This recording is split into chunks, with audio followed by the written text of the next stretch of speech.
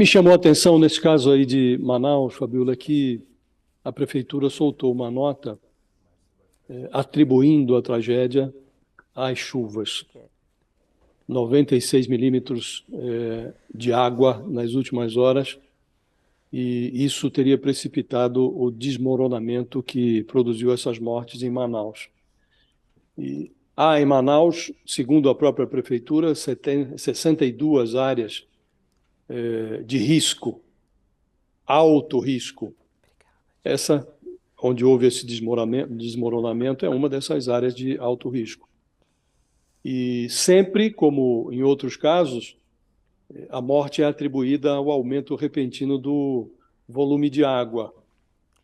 Ou as autoridades que foram eleitas para resolver os problemas modificam o discurso e, sobretudo, a prática dos seus governos, ou as cidades brasileiras vão continuar convivendo com essas chamadas áreas de risco e flertando com as tragédias de verão. Na prática, essas chamadas áreas de risco, elas se tornaram, Fabiola, grandes cemitérios hipertrofiados. Ali, os brasileiros pobres flertam com a morte, uma morte que chega em conta-gotas, sempre sob intenso temporal. Ou a gente muda essa realidade, porque a realidade, ela, além de se manter, ela se agrava, porque a natureza cobra em vidas a irresponsabilidade ambiental, né? Então, é preciso modificar esse enredo, Fabiola. Esse enredo não pode mais se manter nesse diapasão. Tragédia após tragédia, as autoridades atribuem o flagelo ao excesso de águas e não ao excesso de descaso. Fabiola, a comissão de ética, ela tem a função de fazer cumprir um código de ética, né, para ministros, para assessores da presidência.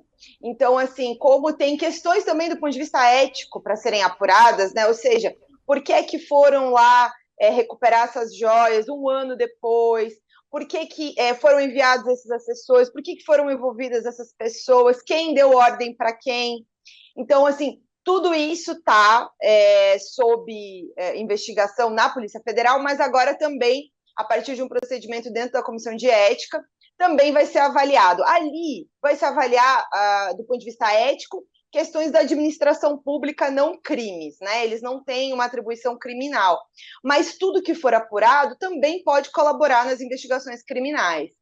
E aí, assim, quem que vai estar sob o alvo, né? Eu acho que, assim, ainda também está em aberto até para a própria Polícia Federal, mas é muito claro que o ex-chefe da Receita, né, o Júlio, o tenente, agora o tenente-coronel Cid, que era o ajudante de ordens do Bolsonaro, o primeiro sargento da Marinha, que é quem vai lá buscar, vai lá tentar buscar as joias, né, no final do ano passado, dia 29 de dezembro, são pessoas que, com certeza, estão ali sob o holofote, serão procuradas nessa semana, inclusive pela Comissão de Ética.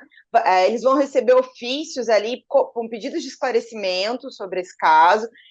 Eu também apurei que foi pedida toda a documentação que envolve isso. E eu acho que eles também estão de olho em pessoas que ainda não vieram à tona nesse caso, mas que também têm alguma responsabilidade, como, por exemplo, o ex-ministro da Secretaria-Geral, que é o Célio Faria Júnior, que era chefe de gabinete do Bolsonaro quando todo esse caso começou, né, quando as joias vieram da Arábia Saudita. Ele também deveria, segundo ali, enfim, as pessoas envolvidas, inclusive pessoas até do próprio Bolsonaro, comentaram comigo esses dias, deveria ter atuado quando isso chegou, para tentar legalizar, quer dizer, vamos botar no acervo da presidência, que é essa história toda, de que não teria nenhum problema nesse sentido, se as joias tivessem ido para o patrimônio da União, né? A questão toda vem pelo Bolsonaro tentar ficar com as joias. E também eu não falei aqui, mas claro, evidente, o ministro Bento, né, que foi quem trouxe a joias, o Bento Albuquerque. Então, assim, esse é um núcleo inicial, Fabiola, que deve estar ali sob o holofote da investigação da Comissão de Ética, mas na medida em que outros dados forem aparecendo, mais e mais coisas e pessoas vão ter que também dar explicações. Vamos lá. O não voltar em si não justifica a solicitação, o pedido de prisão. Agora, a depender do que esta investigação apurar e havendo uma solicitação, uma notificação para ele prestar depoimento e um não comparecimento, e aí uma nova insistência, né? Então, assim, o não voltar em si não é crime e não é indício de ilícito. Agora, a depender do que for apurado nessa investigação e do comportamento do ex-presidente, e isso se aplica a qualquer, né, investigado, pode haver um desenrolar.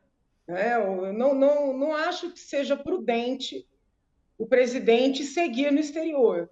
Né? Lógico, se dependesse da minha opinião, não teria nem saído antes de passar a faixa, e uma vez passada ou empossado o novo presidente, esse tempo todo no exterior, é algo que tem causado, inclusive, constrangimento aos seus apoiadores.